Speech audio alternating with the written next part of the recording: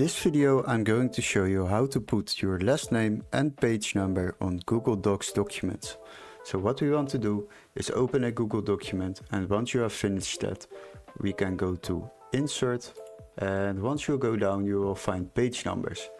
Now if you select this one, you will select the upper side of the page. If you select this one, it will be placed on the lower side of the page. So we will select the footer option, and once you have done that, you will see that the page number is appearing over here. But what you can do is basically add your last name, like my name is Johnson, and now you have added the name behind the page number.